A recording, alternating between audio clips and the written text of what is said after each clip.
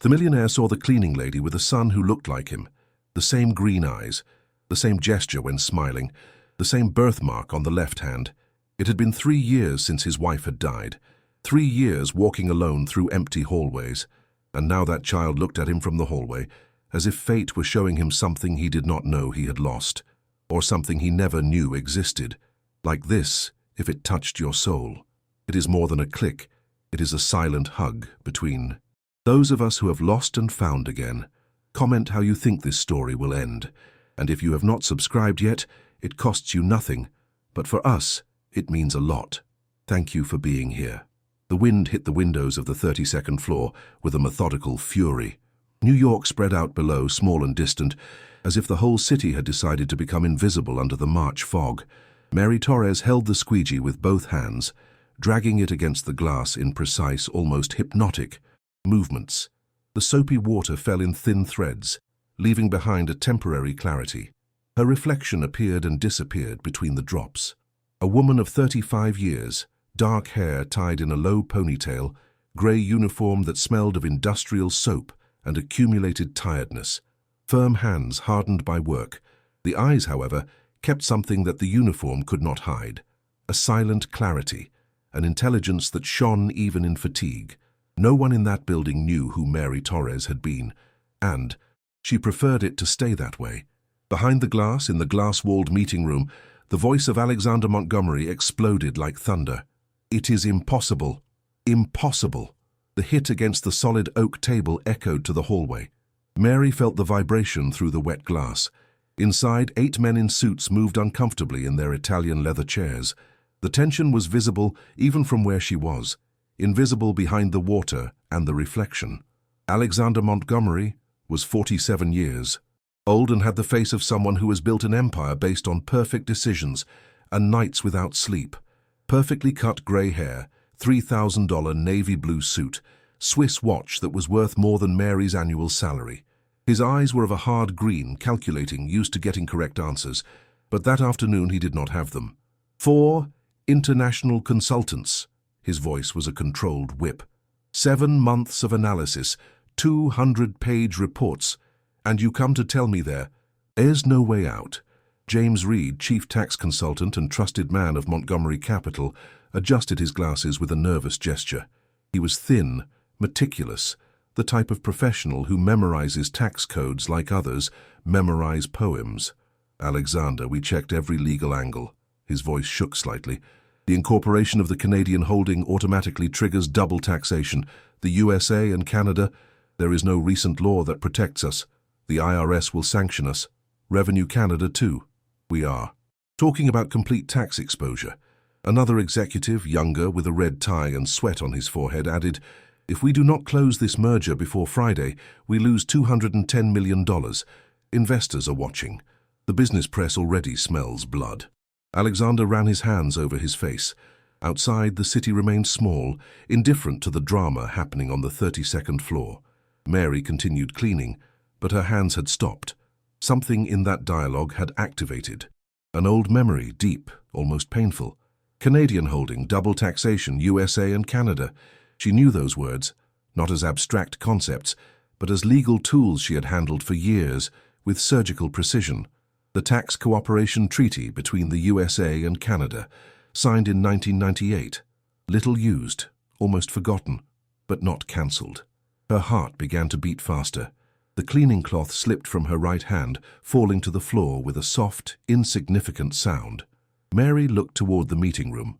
She saw Alexander Montgomery hit the table again, saw the executives exchange looks of contained defeat, saw the clock on the wall marking 6:47 p.m., and she knew she could help. But she also knew what that meant: to open her mouth, to break the protective silence she had built for 3 years, to expose herself, to risk them asking her, them investigating, them discovering, them remembering. Her breathing sped up. The palms of her hands sweated inside the blue latex gloves. It had been 3 years since she had spoken of tax law. 3 years since her life had collapsed like a badly built building. 3 years since she had lost everything: her husband, her career, her reputation, her future. 3 years cleaning offices in the afternoons to survive. And now she was there, one step from returning to that world that had spat her out. But the voice inside her, the voice that had studied for years in law school, that had worked at the IRS, that had saved impossible cases for big corporations, that voice did not stay quiet. You know the answer. You can solve it. Mary closed her eyes. She breathed deep. She felt the weight of the grey uniform, the smell of cleaning products, the silent humiliation of being invisible. And then she made a decision. She dropped the squeegee into the bucket. The water splashed slightly. With firm steps, she walked toward the glass door of the meeting room. Her hand shook a second before knocking. Then she knocked. No one answered. Inside, Alexander kept talking, his voice heavy with contained frustration. We are talking about million-dollar fines, international sanctions, losing credibility with our partners. If we do not find a solution in 48 hours, Montgomery Capital becomes a news headline for all the wrong reasons. Mary opened the door, slowly. The soft squeak of the mechanism was enough for two executives to turn. Then others. Finally, Alexander. His expression changed immediately, from professional tension to surprise, and then to automatic contempt. Interruptions, he said with an icy voice. Seriously. Mary stood at the door. Her grey uniform contrasted brutally with the silk and Italian wool suits that filled the room. Sorry, sir, but I heard the problem and... You heard? Alexander smiled coldly. A cleaning lady listening to private conversations. Does that seem right to you? The silence in the room became heavy, uncomfortable. Some executives looked away. James Reed frowned, clearly annoyed by the interruption. Mary felt the heat rise up her neck, but she kept her voice firm. There is a solution. The tax problem you face has a way out. But no one in this room is looking at the right place. Alexander's smile disappeared. Sorry? I said there is a legal solution, and you are missing it. James let out a short, nervous laugh. Alexander, this is ridiculous. We cannot waste time with... Wait. Alexander raised a hand, eyes fixed on Mary. Are you telling us you understand? International taxation? Or do you just like listening to other people's conversations? Mary took a step forward. Her voice did not shake. I am saying you are ignoring the bilateral tax cooperation treaty between the USA and Canada from 1998. It allows tax compensation in mergers structured as a European parent holding. If you organize the operation correctly, you can avoid double taxation completely. The silence that followed was absolute. James Reed turned visibly pale. His hand moved automatically toward the tablet on the table. Wait, he whispered, sliding his finger across the screen. The 98 treaty. But that is almost never used. It cannot be that simple. It is not simple, Mary answered. That is why no one uses it. It requires precise structure under Article 7, Subclause B, with prior filing before both tax agencies and cross-border notary certification. But it works, and it is completely legal. Alexander stood up slowly. His expression had changed. There was no more contempt. There was something else, curiosity, and maybe disbelief. Who the hell are you? Mary swallowed hard. She knew that moment would come. She had waited 3 years to avoid it, but now there was no turning back. My name is Mary Torres. I was a tax lawyer for 9 years. I worked 5 years at the IRS International Taxation Division. After that, I practiced in the private sector. I advised cross-border mergers worth a total of $1,400,000,000. She paused. The hard part came now. Until my husband died in an accident. After that, I lost everything. My professional license, my firm, my savings, and I also lost the right to be heard in this industry. The room remained in total silence. Alexander watched her with a mix of doubt and something that could be early respect. If you are wrong, he said finally, his voice lower, more controlled, you just made me waste valuable time. And in this business, time is money. Literally. Then test. Me, Mary answered without hesitating. 3 hours. Access to your corporate and tax documents. If I do not show you the viable legal path, I leave right now and never step in this building again. James leaned toward Alexander, whispering urgently, Alexander, if there is the smallest chance she is right, and if she is? Alexander interrupted, without stopping looking at Mary. What do you want in return? Mary breathed deep. This was the part she had practiced mentally 1,000 times on. Sleepless nights, but she never thought she would actually have to say it. I want the position my knowledge deserves. Not charity, not pity. Work, professional recognition. Nothing more. Alexander studied her for what felt like minutes. Finally, he nodded once. You have 3 hours. James, give her full access to the files. Everything. And I want someone checking every word she says. He turned to Mary. If this is a waste of time, you do not just leave. I personally make sure you never work in any company related to this sector again. Understood? Understood. The clock marked 7:03 p.m. when Mary sat in front of the computer. The side office smelled of new paper and cold coffee, a small room without windows with a metal table and an ergonomic chair that squeaked slightly. James Reed had personally brought his corporate laptop, unlocking it with a look of barely hidden doubt. Here are all the documents, he said, pointing to carefully organized digital folders. Corporate structure, tax, reports from both countries, accounting valuations, letters with the tax agencies, everything. He paused, looking at her fixedly. If you try to copy anything, the system detects it automatically, and Alexander has contacts everywhere. I do not need to copy anything, Mary answered calmly. I just need time. James left, closing the door harder than necessary. Mary was left alone. For a moment, she simply looked at the screen. The cursor blinked over the corporate blue background of Montgomery. Capital. Her hands rested on the keyboard still. It had been 3 years since she had touched documents like those. 3 years since she had closed her office, sold her law books, kept her diplomas in a box she never opened again. 3 years since the night Daniel did not come home. The accident was fast, they told her. A truck that lost control on the highway, the rain, the impact. Daniel died instantly. He did not even suffer, they insisted, as if that made it easier to wake up every morning in an empty bed. What came after was worse than the pain. Clients disappeared. Calls stopped. The partners of her firm suggested she take some time, which then became, maybe it is better if you look for other options. The legal industry was heartless with weakness, and grief was seen as weakness. In 6 months, Mary had gone from running a respected tax firm to cleaning offices at night, and she had accepted that reality. She had learned to be invisible, until now. She breathed deep, and opened the first folder. 2 hours and 40 minutes later, Mary was still typing. She had filled 17 pages in a Word document. Legal references, specific articles of the treaty, applicable international law, tax math, implementation schedule, everything cited with academic precision. The door opened. James came in with Alexander behind him. Time is up, Alexander announced. Mary saved the document and leaned back in the chair. Her eyes were red from the screen, but her expression was calm. It is finished. Finished? James did not hide his doubt. A full analysis of cross-border taxation in less than 3 hours. I did not need to analyze from zero, Mary answered. I just needed to remember. She handed the laptop to Alexander. He began to read in silence, scrolling slowly through the document. James read over his shoulder, his expression changing gradually. First, disbelief. Then, focus. Finally, wonder. This. James adjusted his glasses nervously. This is not just. Correct. It is brilliant. She is using an interpretation of Article 7 that I have never seen applied this way, but technically it is perfect. Alexander kept reading without saying a word. 5 minutes passed, then 10.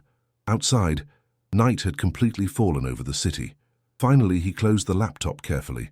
This does not just save the merger, he said, his voice different without the old arrogance. This saves us $210 million in tax exposure. It protects 1,100 jobs, and it saves my personal reputation.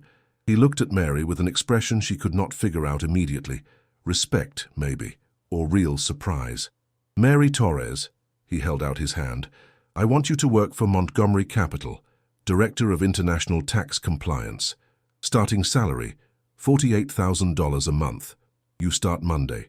Mary's hands shook when she shook his. I accept. Monday morning was grey and cold. Mary stopped in front of the Montgomery Capital. Building, looking up. 32 floors of glass and steel, reflecting the low April clouds. The last time she had been here, she wore a cleaning uniform. Today she wore a navy blue suit she had bought on Saturday at a second-hand store. It was not Armani, but it was perfect. Black shoes freshly polished, hair tied in a professional bun, leather briefcase that had been Daniel's. She breathed deep and pushed the revolving doors. The lobby was grand, white marble, soft lights, a water fountain in dew. The middle, the security guard, the same one who had seen her hundreds of times in a grey uniform, looked at her without recognizing her. "Good morning. Which floor?" "Floor 32, executive office." He nodded, giving her a temporary visitor card. In the elevator, Mary watched her reflection in the mirrored walls. A different woman looked back, no longer invisible, no longer silent. The doors opened on the 32nd floor. The receptionist looked up, smiling professionally. "Ms. Torres?" "Yes." "Mr. Montgomery is waiting for you. This way, please." They walked down a hallway Mary knew well, but now from another perspective. The glass-walled offices showed teams working, meetings going on, screens full of financial charts. Alexander was standing by the window of his office talking on the phone. Seeing her, he ended the call quickly. "Mary, on time. I like that." He pointed to a chair in front of his desk. "Before we officially start, I need you to understand something. This world is brutal. It does not forgive mistakes, it does not tolerate weakness, and it definitely does not forget failures." He paused, studying her. "You are going to face doubt. Some will say I hired you out of pity. Others will question your credibility.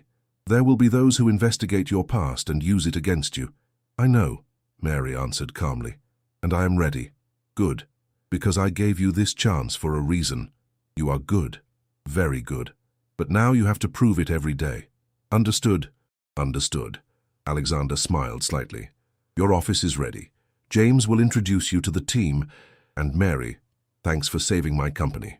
She nodded and left. The office they gave her was small but had a window. Light wood desk, new computer, empty shelves waiting to be filled. On the desk, a gold plate with her name. Mary Torres, Director of International Tax Compliance. She sat slowly in the chair, running her fingers along the edge of the desk. It was real. Everything was real. The meeting room was full when Mary walked in. 12 lawyers and consultants watched her with expressions ranging from curiosity to barely hidden disdain. James Reed did the introductions. "Team, this is Mary Torres, our new Director of International Tax Compliance. Mary, this is your core team." A man about 40 years old with a red tie and a cynical smile spoke first. "Richard Vega, Senior Consultant. I heard you solved the Canadian case. Impressive. For someone who has been out of the sector for 3 years." The tone was nice, but the message was clear. "We don't believe you." An elegant blonde woman with a sharp look added, "Patricia Andrade, Tax Strategy Director. I am curious. How did someone with your recent history get this job?" Mary had expected them. All those questions, all that distrust. "I got this job by solving a $210 million problem that no one else could solve," she answered with a firm voice. "And I plan to keep it by doing my job better than anyone in this room." The silence was tense. James stepped in quickly. "Mary will lead the review of our international protocols. Everyone will report directly to her on cross-border issues." Richard leaned back in his chair. "No offense, but some of us have been in this business for 15 years, and now we have to report to someone who..." "Who what?" Mary interrupted him, her voice quiet but firm. "Who worked cleaning offices? Yes, that is me. Any problem with that?"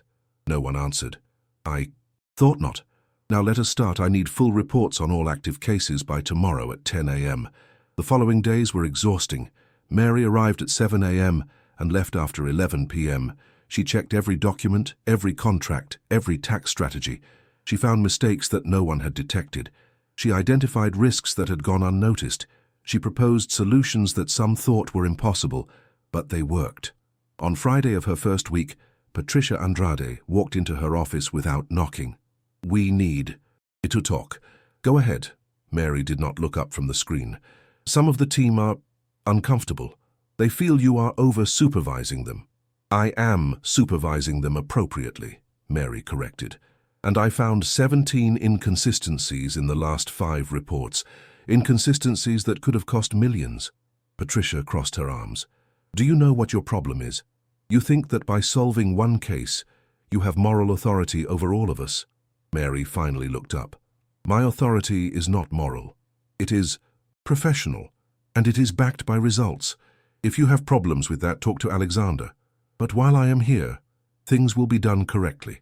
Patricia left without saying more. That night, Mary was left alone in the office. Through the window, New York shone with thousands of lights. She leaned her forehead against the cold glass, closing her eyes.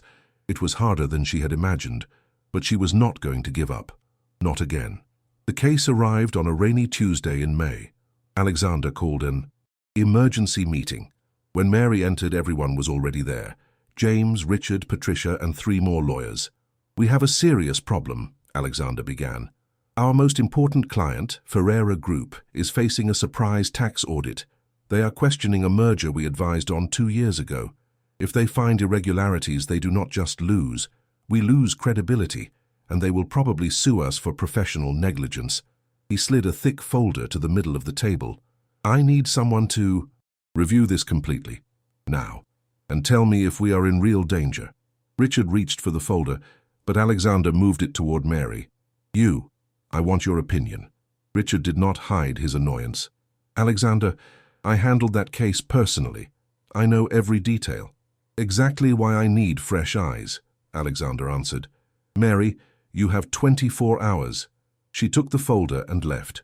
In her office, Mary began to read. Page after page. Contracts, tax filings, official letters, notary records. At 2 a.m., she found the problem. It was subtle, so subtle that it was easy to miss. But it was there, a mismatch in the valuation of intangible assets between the U.S. filing and the Portuguese filing. Only $3 million difference. Enough for the tax office to invalidate the whole operation, and enough to prove professional negligence. Mary felt her stomach tighten. If she reported this, Richard would be exposed, and Richard had powerful allies in the company. But if she did not report it, and the tax office found it, Montgomery Capital would face devastating consequences. There was no real choice. At 8 a.m., she walked into Alexander's office with an 8-page report. There is an error, a serious one, and it has Richard Vega's signature. Alexander read in silence. His expression hardened progressively. Are you completely sure? Completely. The IRS will find it in 48 hours maximum, but there is a solution. Which?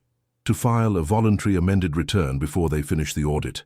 We admit the mistake, pay the difference plus interest and avoid the fine for hiding it. It costs us $3 million now, but it saves us $30 million in fines. Alexander drummed his fingers on the desk. Do it, and call Richard. Now. The meeting was tense.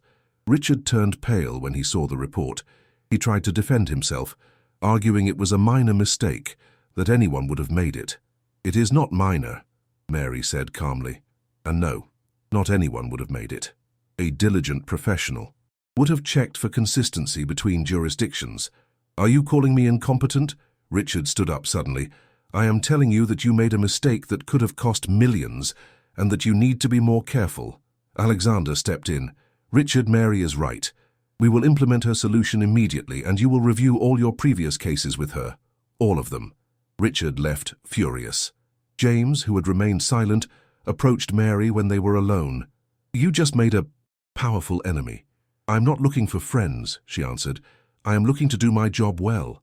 3 days later, the amended return was accepted.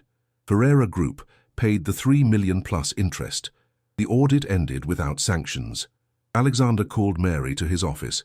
You saved my client $27 million, and you saved our professional reputation. He opened an envelope. Bonus, $50,000. You earned it. Mary looked at the check in disbelief. Thank you. Do not. Thank me, you deserved it. But be careful, Mary, Richard will not forget this. She nodded. She knew the battle was just beginning. The article appeared on a Monday morning. Mary was checking emails when Patricia walked into her office with her phone in hand, a strange smile on her lips. Have you seen this? She showed her the screen. A blog specialized in legal news. The headline said, The Corporate Cinderella. Who is Mary Torres really? The article was devastating. It detailed her previous career, Daniel's accident, The closing of her firm, her disappearance from the sector. But the worst was at the end. Sources close to Montgomery Capital question how a professional with 3 years of inactivity and documented financial problems got a senior position so fast. Some guess about favoritism, others about inside info. The fact is that Mary Torres remains a mystery to many of her own colleagues. Mary felt her blood run cold. Who wrote this? Anonymous. Patricia shrugged. But it is. Moving fast. It already has 200 shares. When Patricia left, Mary closed the door and leaned against it, breathing deeply. Someone had researched her past. Someone was attacking her on purpose, and she knew exactly who. The phone rang. It was Alexander. My office now. When she arrived, he was reading the article on his tablet, his face hard to read. Is there anything in this that is false? He asked directly. No, but it is taken out of context and designed to discredit me. Do you have any idea who leaked it? I have suspicions. Alexander nodded slowly. So do I. But without proof, I cannot do anything. What I can do is give you advice. Answer with work. Let your performance speak louder than any article. That is what I plan to do. Good, because I have a new case for you, and it is big. He handed her a file. Expansion to Latin America. Chile, Argentina, Mexico. Complex tax structure. It is worth 400 million, and I want you to lead it. Mary looked at the file, then at him. This is going to make the attacks worse. I know, but it will also give you the chance to show who you really are. Are you ready? She held his gaze. I am ready. The following days were a whirlwind. Mary dove into the Latin American case, working 16 hours a day. She coordinated with lawyers in 3 countries, structured the operation under specific international treaties, designed tax protection tools. Meanwhile, the comments on social media continued. Some defended her. Others attacked her, but she did not answer. She did not get distracted, she just worked. One night near 11 p.m., James walked into her office with 2 coffees. Thought you would need this. Thanks. He sat in front of her. I know Richard is behind the article. I cannot prove it, but I know. Mary said nothing. I want you to know that not everyone here thinks like him. Some of us respect you, for what you did, for how you got here. I appreciate that, James. He stood up to leave, but stopped at the door. Mary, can I ask you something personal? How did you do it? How did you go from losing everything to being here? She looked out the window at the city at night. I had no choice. It was to rebuild myself or disappear. And I decided I had disappeared enough. James nodded and left in silence. Mary went back to her documents, but the words echoed in her mind. I had disappeared enough. Yes, and she would never disappear again. The boardroom was full. 30 executives from the 3 countries involved waited for Montgomery Capital's presentation on the Latin American expansion. Mary checked her notes for the 5th time that morning. She had slept 3 hours. Her stomach was in knots, but her presentation was perfect. It had to be. Alexander opened the session. Good morning, everyone. Today we will present the tax and legal structure for our joint expansion in Chile, Argentina, and Mexico. The presentation will be given by our Director of International Tax Compliance, Mary Torres. Some of those present exchanged looks. It was obvious they had read the article. Mary stood up, connected her laptop to the projector, and began. Thank you, Alexander. Gentlemen, the operation we present today involves $400 million and 3 jurisdictions, with complex and, in some cases, conflicting tax systems. Our goal was to design a structure that is tax-efficient, completely legal, and sustainable long-term. For 40 minutes, Mary spoke with clarity and precision. She explained bilateral treaties, transfer pricing tools, holding structures, implementation timelines. She answered technical questions with ease. She cited specific law from memory. It was flawless. When she finished, one of the Chilean executives, a gray-haired man in a gray suit, spoke. Ms. Torres, I must admit I came here doubting. I had read certain things about your path, but what you just presented is the strongest analysis I have seen in 20 years in this business. Several nodded. Another executive, Mexican, added, I agree. This structure is not just efficient, it is elegant. We approve the proposal. Alexander smiled. Excellent. We will proceed then with the implementation. After the meeting, when the room emptied, Alexander approached Mary. That was masterly. Thanks. You just closed the most important contract of the year, and you silenced all your critics in one blow. Mary smiled slightly. Not all of them. But it is a good start. That night, Mary ate dinner alone.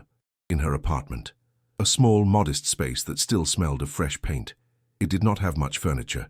There were no photos on the walls, except one. Daniel, smiling, at a beach, 2 years before the accident. I did it, she whispered to the picture. I'm back. And for the first time in years, she slept without nightmares. The following months were a time of change. The Latin American expansion was implemented without problems. Montgomery Capital won 3 new major clients specifically, asking to work with Mary. Her reputation began to spread beyond the company. In September, Alexander called her again. I am going to give a presentation at the European Tax Law Congress in Brussels. I want you to come with me. To Brussels? Yes. I am going to talk about innovation in cross-border tax structures. And I want you to be the one to present the technical case. It is your work. You deserve the credit. Mary felt a knot in her throat. I do not know what to say. Say yes. Yes. The Congress was impressive. More than 500 professionals from 30 countries. When it was Montgomery Capital's turn, Alexander went on stage. Good morning. Today I will talk about how I almost lost my company through arrogance, and how I was saved by someone I almost did not listen to. He told the story, full, from the Canadian merger problem to Mary's intervention, from his early doubt to his decision to hire her. I almost lost $210 million because I confused rank with competence, because I assumed the answers could only come from where I expected, and I almost paid very dearly for that arrogance. He looked toward Mary, who was in the audience. Mary Torres did not just save that operation. She transformed our company, and she taught me that talent does not always come with a tie and a framed diploma. Sometimes it comes with a cleaning uniform and enough humility to dare to speak. The applause was long. Afterwards, Mary went on stage and presented the technical parts of the case.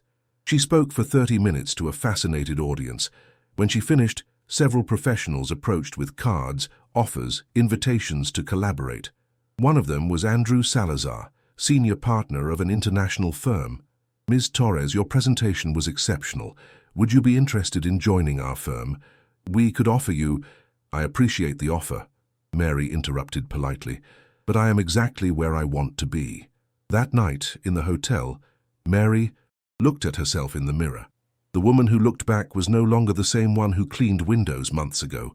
She was someone who had recovered not just her career, but her dignity. December arrived with intense cold and clear skies. Mary entered the office like every morning, but something was different. The employees greeted her with real respect. There were no more doubting looks. There were no more whispered comments. Patricia Andrade, who months ago had questioned her openly, stopped her in the hallway. Mary, I need your opinion on a case. Sure, what is it? British client post-Brexit. I am stuck on the holding structure. Would you have time to review it? It was the first time Patricia asked for help directly. Of course. Send me the documents. Patricia hesitated for a moment. I also wanted to apologize for how I treated you at first. I was unfair. Mary smiled slightly. I understand. I would have reacted the same in your place. No. Patricia shook her head. You would not have. You are a better person than I am. That afternoon, Richard Vega appeared at the door of her office. He had lost weight. He looked tired. Can I come in? Go ahead. He sat down without looking at her directly. I leaked your info to the blog. It was me. Mary was not surprised. I know. I apologize. I was jealous, resentful. It took me 2 decades to get where I was, and you did it in weeks. It seemed unfair to me. It was not in weeks, Richard. It was in 12 years of, career, 3 years of survival, and a moment of courage. It was not fast, it was just invisible to you. He nodded slowly. You are right. And I want you to know that what you did with the Ferreira case, it saved my job. You could have let me fall. You did not. I gain nothing from your fall. I only gain from doing my job well. Richard stood up. You are a better professional than I am, and a better person. Thanks for not sinking me when you could. After he left, Mary remained sitting, looking out the window. Forgiveness was not forgetting, but it was freedom. A week before Christmas, Alexander called the whole senior team. I want to make an announcement. This year, Montgomery Capital had the best financial performance in its history.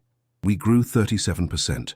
We won 15 new major clients, and we avoided potential losses of more than $300 million. He paused. Much of that success is due to one person, Mary Torres. In 9 months, you have transformed our tax department. You have saved impossible cases. You have raised our standards, and you have shown that excellence is not about titles, but about dedication and real talent. He held out a folder to her. That is why, starting in January, you will be our Vice President of Corporate Compliance, with a team of 30 professionals under your direction and a salary matching your contribution, $90,000 a month. The silence was total. Then James began to applaud. Patricia joined in. Then Richard. Finally, the whole room. Mary felt tears burning her eyes, but she did not let them fall. Thank you, Alexander. I will not let you down. I know. You never have. January brought persistent rain and grey skies. Mary was in her new office, bigger, with a full view of the city, when she got an internal call. Ms. Torres, there is a young woman at reception who insists on speaking with you. She says it is urgent. Did she leave her name? Claudia Mendez, law student. Mary frowned. She did. Not know that name. Have her come up. 5 minutes later, a woman of 23 years entered shyly. Jeans, college sweatshirt, worn-out backpack, nervous but determined eyes. Ms. Torres, I am sorry to bother you without an appointment. I am Claudia. I read about you, about how you got here, and I need advice. Mary pointed to a chair. Sit down. What is happening? Claudia breathed deep. I graduated 6 months ago, with honors, but I cannot get a job. I sent 200 resumes. Nothing. My family is humble. I have no contacts, and I am about to give up. Her eyes filled with tears. Then I read your story, and I thought, if she could return after losing everything, maybe I can start, but I do not know how. That is why I came. I know it is bold, but could you advise me? Mary looked at the young woman and saw something familiar. She saw herself years ago. Claudia, what is your specialty? International business law. Do you have a portfolio of academic work? Yes. My thesis on commercial arbitration won an award at the university. Can you send it to me? Sure, but why? Mary smiled. Because if it is as good as you say, maybe I need someone on my team. Claudia blinked in disbelief. Are you serious? Very serious. But it will not be easy. You will have to prove your worth every day. You will face doubt. Some will question if you deserve to be here. I can handle it. I know. That is why I am giving you the chance. Send me your thesis today. If it is good, you start Monday as a junior legal assistant. Modest starting salary, but fair and a real chance to grow. Claudia stood up, shaking. I do not know how to thank you. Thank me by being excellent at your work. And one day, when you have the chance, help someone like I am helping you now. After Claudia left, Mary looked out the window again. The cycle continued. Someone had helped her. Now she helped someone else. That is how it should be. The press conference was Alexander's idea. Montgomery Capital is growing fast. The financial press wants to do a corporate profile, and I want you to be there. Me? Why? Because you are a key part of our success story, and because it is time the world knows who you really are. The press room was full of journalists, cameras, microphones, recorders. Alexander spoke first, explaining the achievements of the year. Then, inevitably, the questions came. Mr. Montgomery, there are rumors about an employee who went from cleaning to vice. President, can you confirm it? Alexander nodded. They are not rumors, it is true. Mary, please. She stood up. The whisper in the room was immediate. My name is Mary Torres. A year ago I cleaned these floors. Today I am Vice President of Corporate Compliance. A journalist raised his hand. How is that jump possible? Does it not seem unlikely to you? Mary held his gaze. There is no jump. There is context. I was a tax lawyer for 9 years. I worked at the IRS. I advised operations worth more than $1 billion, until my husband died in an accident and my life fell apart. The silence in the room was absolute. I lost my firm, my clients, my savings. For 3 years I survived cleaning offices at night, until one day I heard a problem I could solve. and I made the hardest decision of my life to risk being rejected again." She pointed to Alexander. "This man gave me a chance when he did not have to. He judged me by my knowledge, not my uniform, and I proved to him he bet correctly." Another journalist asked, "What would you say to those who think your story is just luck?" Mary smiled slightly. "That luck does not solve complex legal cases. That luck does not structure international mergers. That luck does not work 16 hours a day to prove its worth.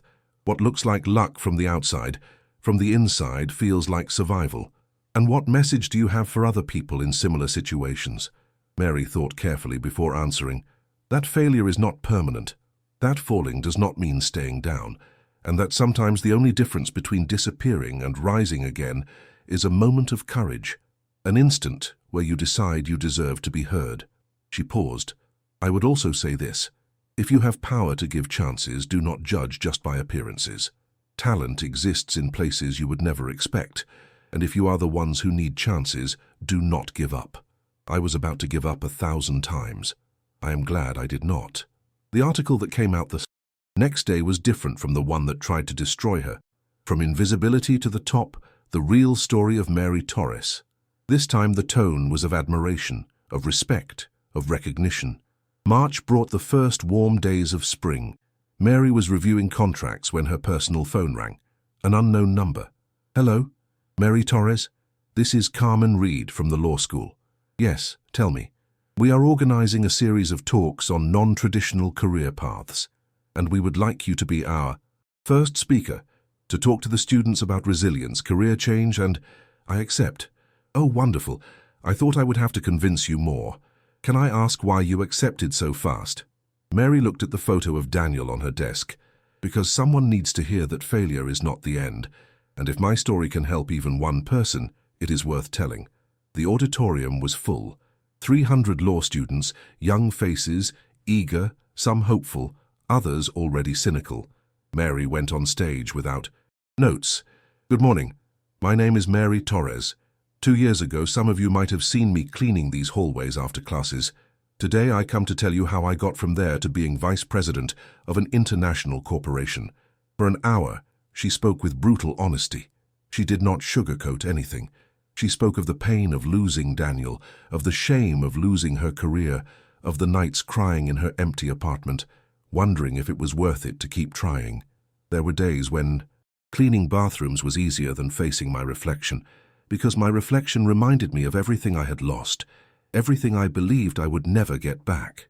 Her voice broke slightly, but she continued. "But I learned something important. Dignity is not in the job you have. It is in how you do your work. It is in how you treat people. It is in not giving up when everything tells you to give up." She looked at the audience. "Some of you will fail. You will lose jobs. You will face rejection. You will go through personal crises.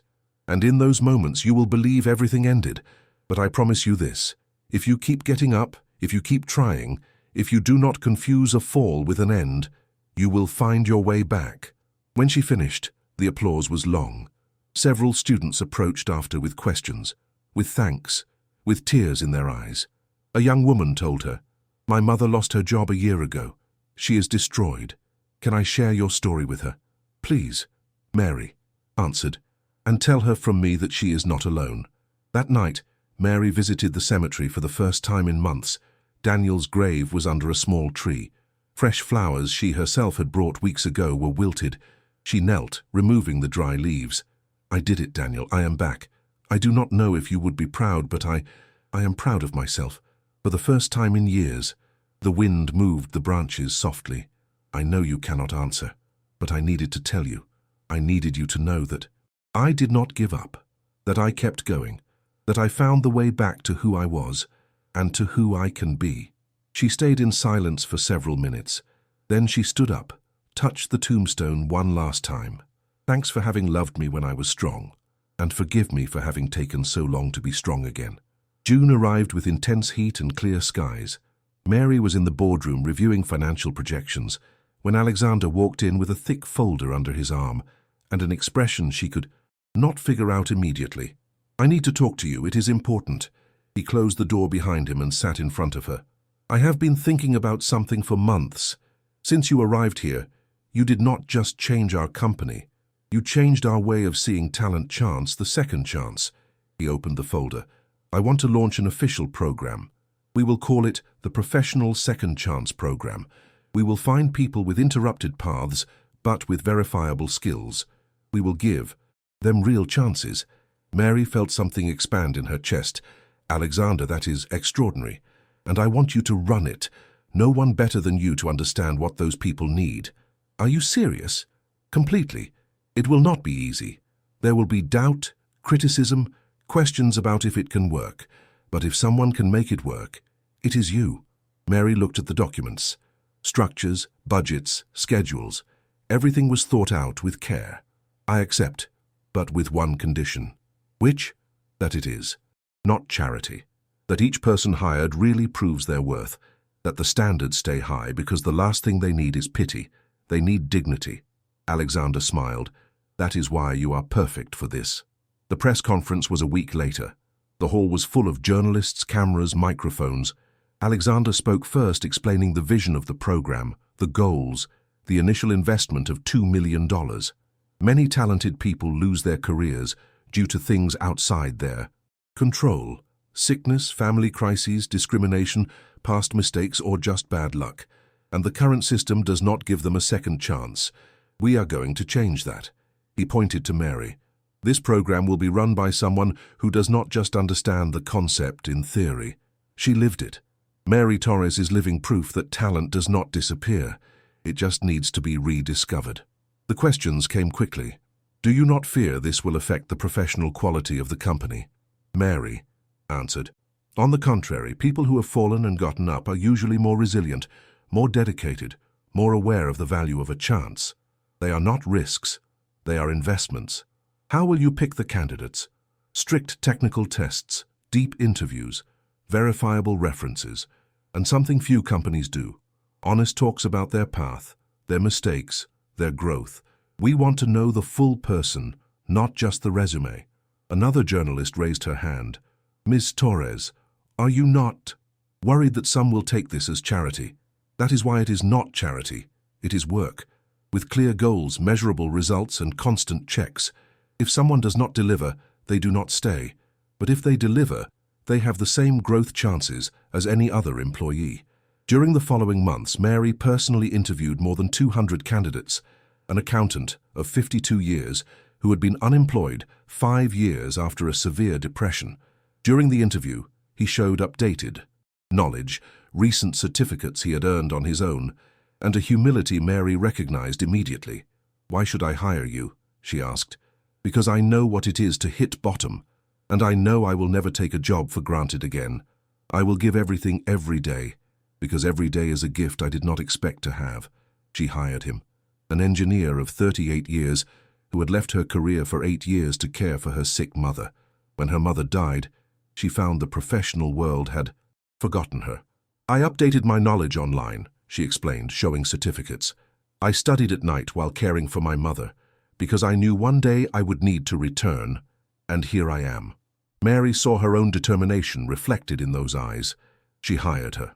A lawyer of 45 years who had lost his license temporarily due to addiction problems. He had been sober for 3 years, went to meetings weekly, had rebuilt his life step by step. I cannot change my past, he said with a firm voice, but I can define my future. And my future is to be the best professional I can be, one day at a time. Mary reached out her hand. Welcome to the team. By September, the program had reintegrated 42 professionals. Not all worked out. 4 did not pass the trial period. But 38 stayed in their jobs, standing out, contributing, proving that a second chance was not a gift but a responsibility. The stories began to spread. The accountant who had saved a client from a disastrous audit thanks to his careful attention to details others had missed. The engineer who had proposed a new solution for a stuck project, winning the respect of her whole department. The lawyer who had worked 70 hours in a week to close a complex case, proving his commitment was solid. One October day, Claudia Mendez, who now handled big cases and had been promoted to associate lawyer, walked into Mary's office with a worried look. There is a woman at reception, civil engineer, lost her job. 2 years ago due to false claims that were later fully dropped. But no one hires her. She is desperate. I thought you could talk to her. Mary put down the document she was checking. Have her come up. Claudia hesitated at the door. Mary, can I ask you something personal? Sure. Why do you do this? The program, helping strangers, giving so much time to people you do not know. You could just do your job, earn your salary, live in peace. Why do you make life hard for yourself? Mary leaned back in her chair, looking out the window at the city that had changed so much for her. Because someone helped me when they did not have to. Because I know exactly what it feels like to be invisible, to be discarded, to be judged by your worst moments instead of your true potential. She looked at Claudia directly. And because I believe we all deserve a second chance if we are willing to work for it.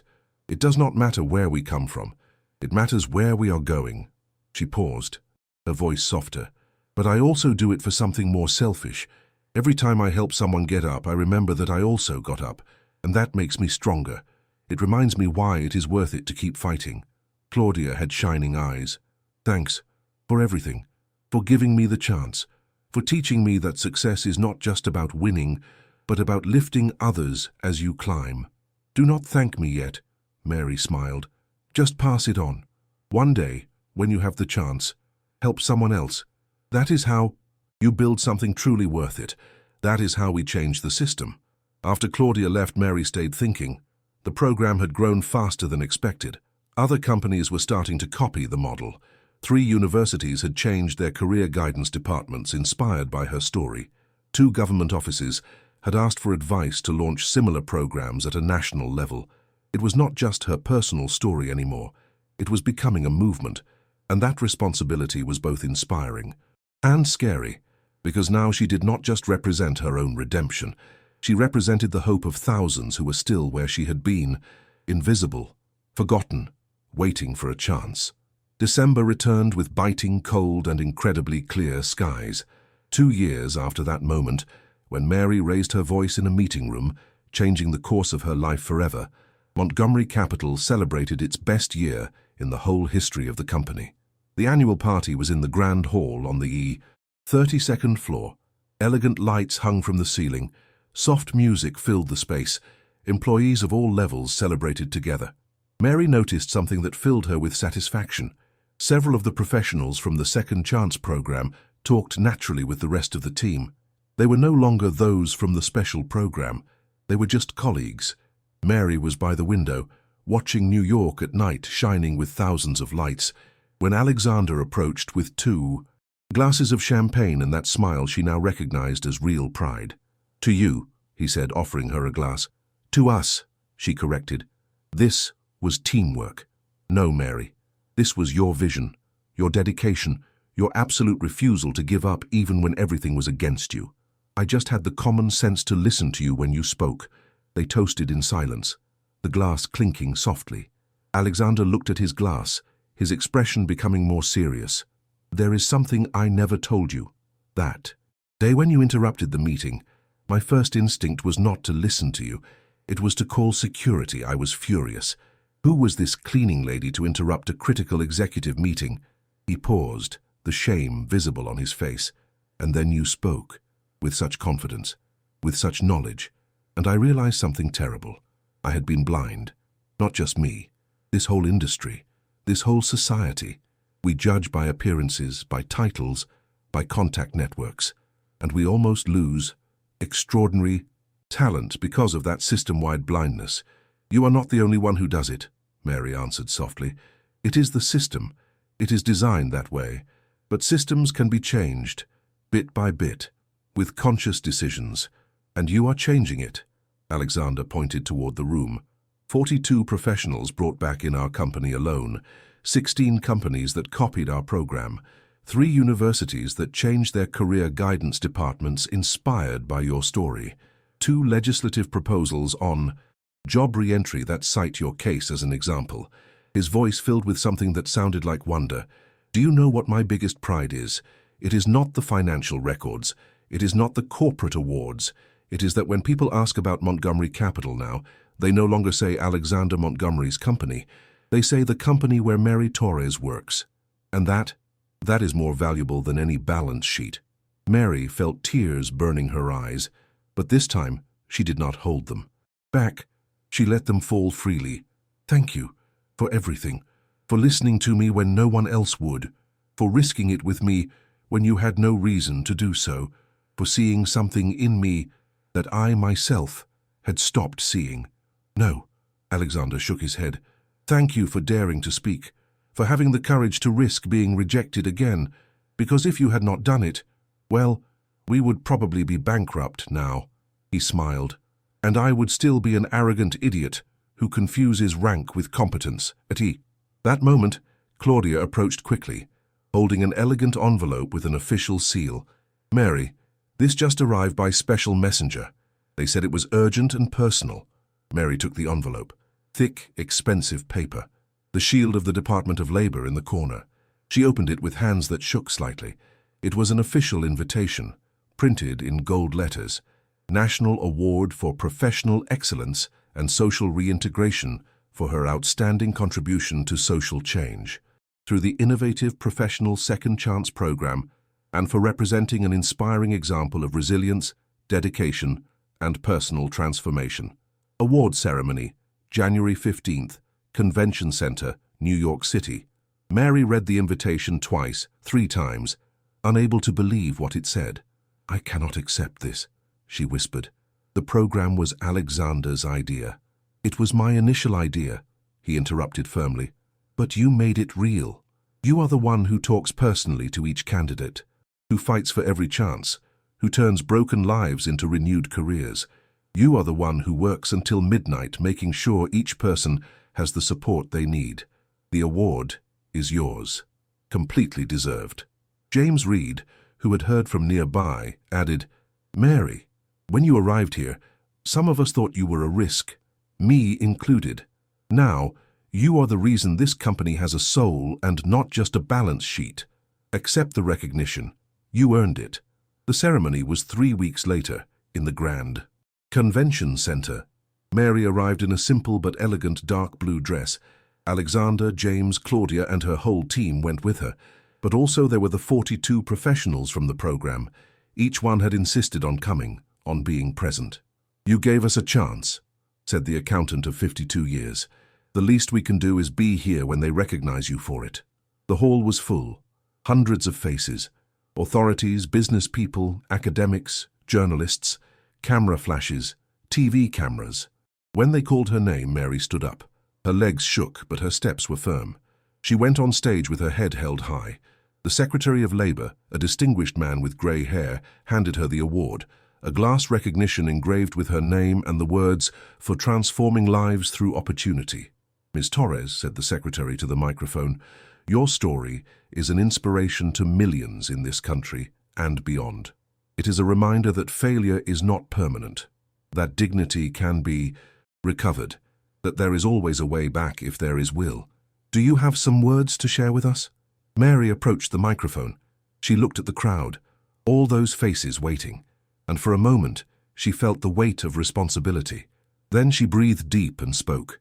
This award is not just mine. It belongs to every person who fell and got up, to every professional who lost their way and had the courage to look for it again, to every human being who refused to accept that failure was their last word. Her voice became stronger, clearer. For 3 years I was completely invisible. I cleaned floors that others walked without looking. I listened to talks about millions of dollars while I earned dollars per hour. I emptied trash cans in offices where I once had a desk of my own. She paused, letting the words echo, and I learned something basic in those 3 years. Dignity is not in what you do, but in how you do it. It is not in your title, but in your integrity. It is not in how others see you, but in how you see yourself, and in never forgetting who you are, no matter where you are or what things you face. She looked directly at the cameras, knowing that thousands were watching. To anyone who is going through dark times right now, to anyone who has lost their career, their reputation, their hope, I tell you this with absolute certainty. You are not alone. The way back exists. I will not lie to you. It is hard. It is painful. There are days when you will want to give up. It requires a courage you do not know you have until you need it, but it exists. And it is worth the walk. Her voice softened, filling with emotion. And to those who have the power to give chances, to make hiring decisions, to open doors, I beg you to look beyond the perfect resumes. Talent exists in totally unexpected places. In the cleaning lady who listens carefully, in the taxi driver who studies at night, in the security guard who reads technical books on his breaks, in anyone who has the courage to keep going when everything seems lost. She held the award up high. I made it back, from the darkest bottom to here, and if I could, you can too. You only need two things: the courage to try one more time, and someone willing to listen when you speak. The applause was thunderous, long, people standing, some crying openly. Among the crowd, Mary saw faces she recognized, the professionals of the program applauding hard. Claudia, with tears running down her cheeks. Alexander, with a smile of absolute pride. And she also saw faces she did not know, but in whose eyes she recognized something familiar. Hope. That night, Mary returned alone to her apartment. It was no longer the small, empty space from 2 years ago. There was comfortable furniture, healthy plants by the windows, shelves full of books, framed photos on the walls showing happy moments with her team, with the people from the program, with new friends. But Daniel's photo remained in the same place of honor by the window. Mary sat in front of it with the glass award in her hands, feeling its weight, its meaning. Look at this, my love. Look how far we got. It was not how we planned. It definitely was not the path we imagined together. But here we are, here I am. Her voice broke slightly. I miss you every day. Every morning I wake up and you are not there. Every achievement I wish to share with you. Every hard moment where I would need your advice. I miss you with every fiber of my being. She wiped her tears. But it no longer hurts like before. Now it hurts differently. It hurts like happy memories hurt. With nostalgia, not with despair. With thanks for what we had, not with bitterness for what we lost. She touched the frame of the photo with care. I am going to keep going. I am going to keep helping others. I am going to keep showing that the end is never really the end if you decide to get up. And one day, when we meet again, I am going to tell you everything. Every detail, every victory, every hard moment. And I know you will be proud. She placed the award carefully next to Daniel's photo. 2 symbols of different lives. One that she lost, another that she rebuilt with her own broken and then healed hands. Both essential parts of who she was now. The next day, Mary arrived early at the office, as always. She greeted the security guard by his name, asking about his daughter who had just started college. She thanked Mrs. Dolores, from cleaning, who was emptying the bins, asking how her husband's back problem was doing. She held the elevator door for a young messenger who arrived running with packages. Small gestures, unimportant moments for many.